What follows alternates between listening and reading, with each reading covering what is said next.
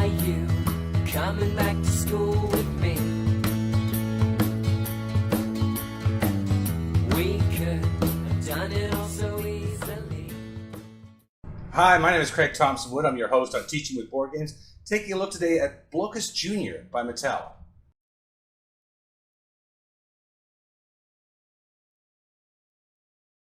Blokus is a game I've looked at before in a few different of its iterations. I've looked at Blokus, Blokus Duo, Blokus Trigon, Blokus Uno edition, and Blokus 3D. So there's a lot of different versions of Blokus, and I haven't even hit them all yet. There's still other ones out there which I could look at as well. But Blokus Jr. I finally got my hands on. It's one I've been wanting to see for a while. And it's got a lot of very interesting things in there which I really like. So before I get too far into it, let me take you to the report card. So for number of players for Blokus Jr., I'm going to give it a C+. Give it the C+ because it plays 2 players. Now that's usually not a very good mark for me because the requirement where it's only for 2. You can't play 3 or 4, but it actually does have a mode where you can play solo. So it's 1 to 2 players. So usually my standard for a B is 2 to 4 players. This is only 1 to 2 players. But where there is the opportunity for solo play, I do like that because sometimes people just, especially in classroom settings, maybe one student has finished early and just wants to do something on their own. Fine, and that's great. So you don't need to worry about finding other people to play with or something. So it has that opportunity for that. So that's why I pump it up to the C+. But yeah, C+ for me. For learning for Blokus Jr., I'm going to give it an A. Give it the A because with regular Blokus, I looked at it, it was like a B+ to me because it's this whole concept of teaching the geometry and teaching something which is very difficult to teach. This concept of the spatial sense and everything and recognizing those where things can go and planning ahead and such and the strategies involved. It's a lot of things which are difficult to teach in sort of normal circumstances in a classroom setting or something. But this game teaches these skills in a very interesting, creative, and very fun way, which I'll get to after. But what pushed into the A category for me is, again, these puzzles. The fact that you are now giving kids the opportunity to puzzle out and challenge them is something I thought was really interesting and a nice addition to the game. So for all those reasons, I give it the A. For fun for Blokus Jr., I'm going to give it a B+. I think it's a great game, a lot of fun, just like the regular one. It's a little bit simpler because it is for kids, but it also has the puzzles, which are also fun in addition, so B+ for me. For time for Blokus Jr., I'm going to give it a B+. It says it plays about 15 minutes, which is about right, and that's a very good time for a game. So if you're playing with kids at home, or if you're playing at school, it can be done in a short period, maybe in between. If they finish their work early, they can do this as a quick activity. Indoor recesses, it just has a lot of applications to it. So so the time is not something, the setup and the cleanup is going to be easy as long as the kids are careful about putting things back into the baggies provided. Then, well, I don't know if the game comes with baggies, but definitely you should be having baggies in there to separate the 2 sides, and that way it's just going to be easy to go again once the next round starts. So yeah, so it's quick and easy, love it, B+. For cost for Blokus Jr., I'm going to give it an A. The cost of the game, it's a little bit hard to find right now, like in shops that are actually have it in stock, at least in my area it is. But where I did find it, and it's going to be about $25 Canadian. And I could talk to levelup.ca. They don't have any in stock right now, but see if they could get some in stock. And yeah, but for the value of the game like this, I mean, how much playtime you can get out of it.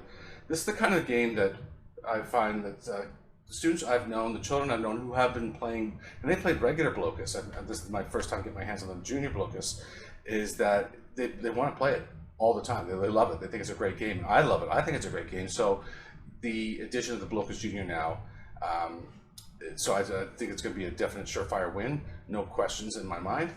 And so just through that repetition of play, you're going to definitely get your money's worth out of it. I mean, for $25 and how much time they're going to be spending playing this game. Now, pieces. I mean, so we talk about value and everything like that. I mean, if pieces get lost, yes, pieces get lost. The game is technically unplayable, or I guess you could remove the piece from the other side, to balance it out. But with a game like this, if you know somebody who's savvy with a 3D printer, then the pieces could be reprinted to replace the ones that you've lost. So there is always that option. So they are replaceable in that way. So that's something to keep in mind. But so overall, I just think it's a great value, and that's why I give it the A. All right, let me take it to the table and I'll show you how this game is played. Now the big difference between Blokus and Blokus Jr. is that they have simplified pieces in Blokus Jr.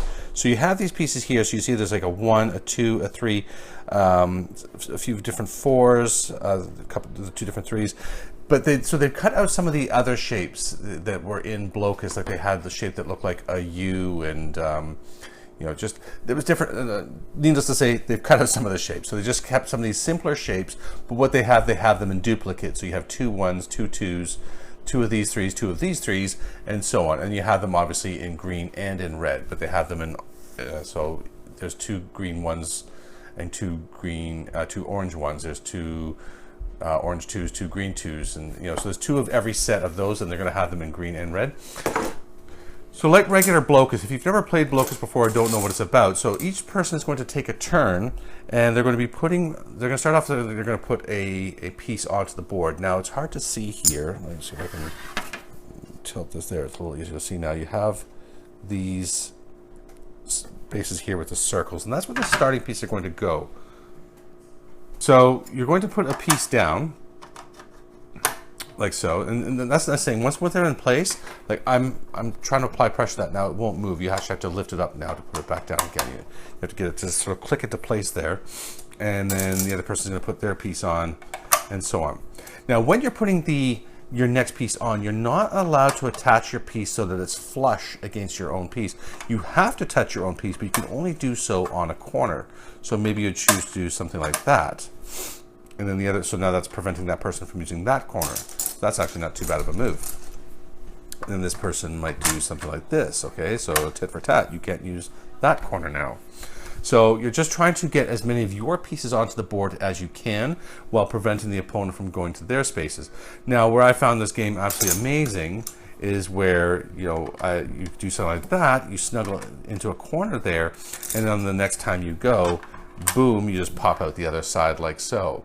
So there's all these opportunities to do these clever plays in the Blokus game, but you know, you're going to play, and whoever you keep playing to such time that one person can't put any more tiles onto the board, and once they've done that, then it's game over. And you count up how many squares you have left that you can't fit onto the board anymore, and in this case, more points is bad, so whoever has the most points is the loser, whoever has the least points is the winner, and that is how you play Blokus Jr.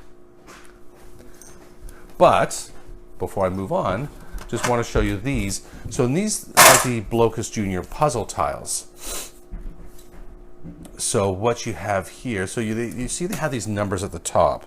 So that's number 10, 9. Okay, so those are difficult ones. So they increase in difficulty. So 4, 3, I have to put them all in order here.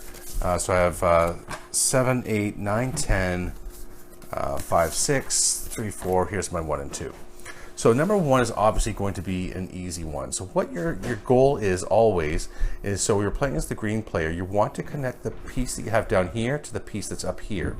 So you're using only these 2 pieces. That's all you're going to need. So I'm going to take these pieces. So I need this one. So it's, oh no, this one's 4 up. This one's only 3 up. So that's too big. I don't want that one. I want, where is it? No. There we go. So that one, and that one. There you go. So I need those 2 pieces. So now this one, being the first one, is giving you a hint as to what to do. Now, as in regular Blokus rules, you can only attach the pieces have to touch, but they can only touch at the corner. So this one's going to go up there like so.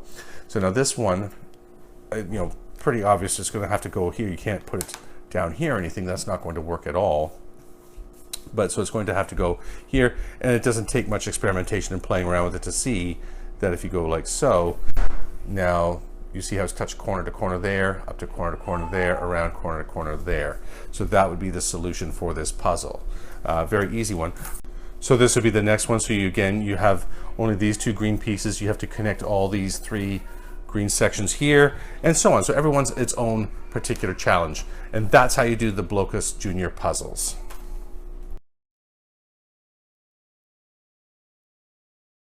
So join the family of Blokus games that I have in my collection now. Blokus Jr. is definitely going to be a big hit. I just think that it offers so many different things, like the simpler gameplay, like you saw when I took it to the table there, that they've reduced the number of pieces to make it easier for the kids to work with. And the puzzles, I think, are a great addition as well.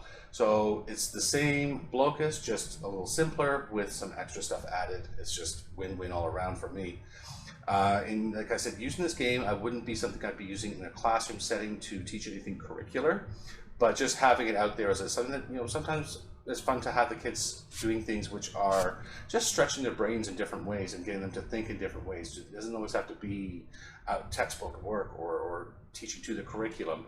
This kind of thing too, just, you know, growing their brain and just developing new skills and things, I think is also very important. So having it available for free time activity, having it available for indoor recesses, having it available for free play or whatever, if you're doing these kinds of things at home or playing with your kids, I just think that this game is a winner and I definitely recommend it. So if you've liked what you've seen, then please do remember to hit like and subscribe down below. It does help the channel. And if you have any suggestions for things you might like to see, other games like Blokus Jr. or games that you know of that are good for the thing, or if you have ways that you're using Blokus in your own classroom or something, please let me know in the comment section below. Do love to hear from the viewers. And that is going to wrap it up for today's episode. Until next time, I'm Craig Thompson-Wood, your host on Teaching with Board Games, saying thanks for coming to the classroom.